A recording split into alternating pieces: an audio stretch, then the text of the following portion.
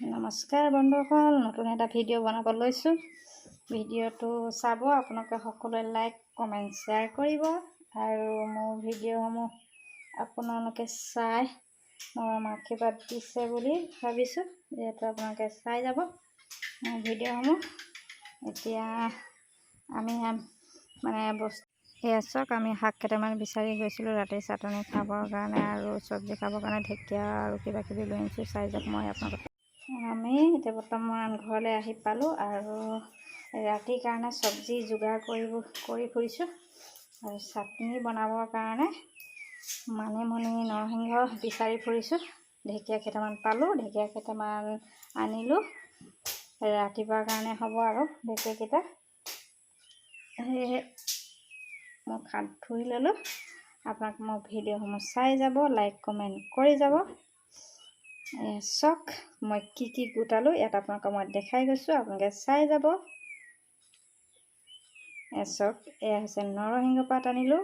নৰসিংহ পাত কেইখিলামান আনিছোঁ চাটনি দি খাবলৈ ধুনীয়াকৈ। আৰু এয়া চাওক আম।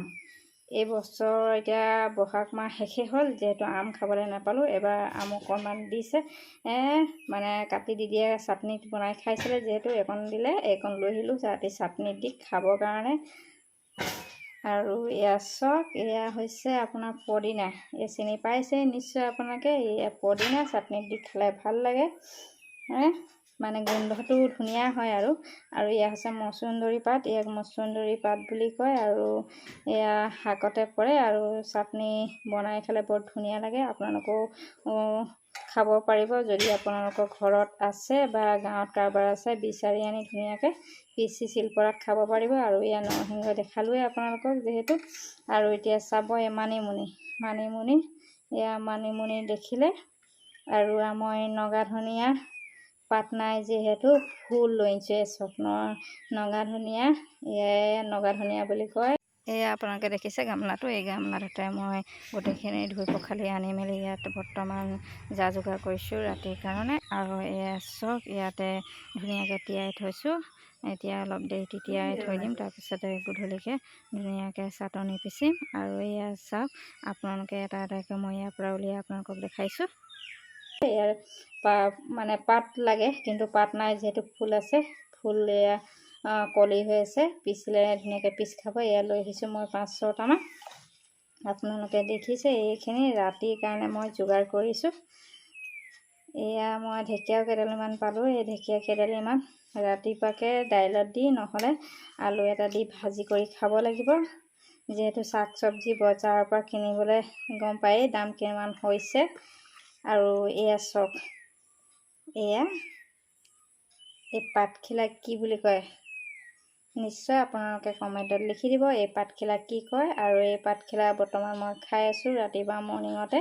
আৰু মোৰ মানে সমস্যা কেইটামান শৰীৰত দেখা দিছিলে। যিহেতু আপোনালোকে গম পাইছে, খুব ঘনাই পেচাব কৰিব লাগিছিলে। ইয়াক মই ৰাতিপুৱা মানে মানুহজনে কোৱাৰ পাছত আৰু খাবলৈ লৈছোঁ। আৰু খাই মেলি মই অলপ উপকৃত হৈছোঁ। আপোনালোকেও নিশ্চয়, যদি আপোনালোকৰ কিবা মানে পাথৰ চাথৰ হৈছে আৰু যদি পেচাব আপোনালোকৰ ঘনাই হৈছে বা আপোনালোকৰ কঁকাল বিষ বা কিবা এনেকুৱা ধৰণে মানে এটা বেমাৰৰ পৰা ঢেৰ বেমাৰৰ সৃষ্টি হয়।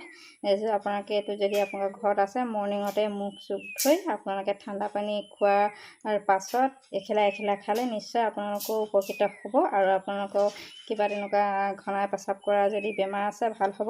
যিহেতু মোৰ হৈছে, মই আপোনালোকক সেইকাৰণে কৈছোঁ। আপোনালোকে নিশ্চয় আপোনালোকৰ ঘৰত আছে যদি ফুলগছ বা কিবা বন বুলি থৈ নিদিব, যিহেতু আপোনালোকক ব্যৱহাৰ কৰিব পাৰিব।